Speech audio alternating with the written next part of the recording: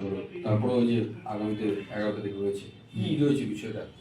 বিষয়টা আমার ওই আগেরও যে এলাওতা কুচবিহারের ভারতভুক্তি চুক্তি মোতাবেক কুচবিহারের যে সাংবিধানিক অধিকার সেই অধিকার সম্পূর্ণভাবে ফেরত দেব, 1 নম্বর এটা।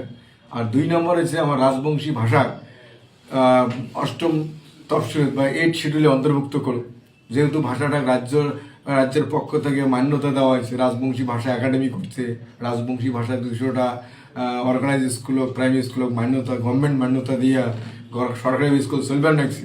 সেই দিক থেকে গিয়া ভাষার মান্যতা দিতে গভর্নমেন্টের ওই রাজ্য সরকার তরফ থেকে গিয়া যেটা নো অবজেকশন এনওসি দেওয়া হয়ে গেছে, যার জন্যে ভাষাটা 8 শিডিউলে ইনক্লুড করা।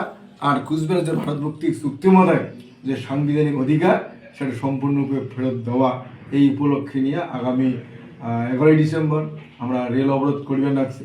যতক্ষণ পর্যন্ত ইন্ডিয়া গভর্নমেন্ট আমার দাবি পূরণ করিবেন না, ততক্ষণ পর্যন্ত এই রেল অবরোধ আন্দোলন চলবে। বলছি এই একই আন্দোলন নিয়ে এর আগেও করেছিলেন, তখনও বহু সমস্যার সম্মুখীন হতে হয়েছিল। এবারও আন্দোলনটা কতটা?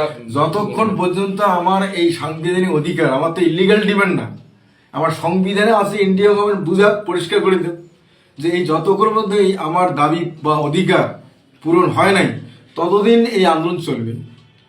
জোরাই স্টেশন এবার বেছে নিয়েছেন, গতবার ছিল নিউ কোচবিহার, কেন জোরাই কেন এবার?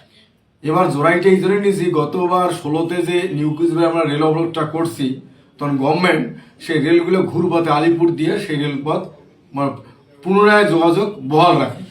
এবার আমার পরিষ্কার বক্তব্য, এই যে এগ্রিমেন্টটা যেদিন ভারতবর্ষ স্বাধীন হওয়ার পরে মধ্যতে আমার কুচবিহার রাজ্যটা হওয়াতে দ্বিখণ্ডিত ভারত, উত্তর পূর্ব ভারত বিচ্ছিন্ন, সেদিন কিন্তু সর্দার বল্লভভাই প্যাটেল তৎকালীন স্বরাষ্ট্রমন্ত্রী এবং তৎকালীন প্রধানমন্ত্রী জওহরলাল নেহরু বারে বারে আমার কুচবিহার মহারাজা জগদীব নারায়ণ জোরহাত করিয়ে চিঠি লিখছে যে আপনার কুচবিহার রাজ্যটা আমার ভারতের যুক্ত করে দিয়ে ভারতটাকে অখণ্ড করে দেন।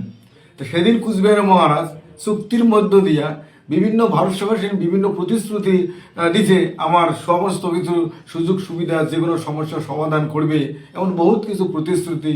আমার কুচবিহারটা আপাতত গুয়াহাটি রাজ্য হিসেবে রাখবে, পরে পূর্ণাঙ্গ রাজ্য করবে, সমস্ত কিছু প্রতিশ্রুতি দেওয়ার পরে আমার কুচবিহার রাজ্য ভারতের সাথে যুক্ত হওয়ার পর সেদিন কিন্তু অখণ্ড ভারত হয়, সারা বিশ্বের দরবারে ভারতের অখণ্ডতা প্রকাশ করে। কিন্তু এত বড় একটা সম্মান বা ইজ্জত পাওয়ার পরেও ভারত সরকার পরবর্তীতে চুক্তিটা কার্যকরী করার কোনো ভূক্ষেপ করে নাই। সেদিন যেমন আমরা একটা সমস্যা ছিলাম কুচবিহারটা যুক্ত না হওয়ার কারণে ভারতবর্ষের ক্ষেত্রে, সেই জায়গাটা নর্থ ইস্টে যোগাযোগের জন্য একমাত্র রাস্তা হল জোরাই, আমারই কুচবিহারের রাজ্যের মাটি উঠে দিয়ে গেছে। তো সেদিন যখন আমাকে একটা করে অখণ্ডতা নিছে, আমার পরিষ্কার বক্তব্য, আমাকে একটা করিয়ে তুই অখণ্ডতা পালু, আমার কথা ভুলে গেল, এবার আমার আগ্নে দিয়া, আমার ঘাটা দিয়া, আমার ভুঁই দিয়া তোর রেল যাওয়ার দিবেন নেই। যার জন্য আমরা জোরাইটা বেছে নিছি।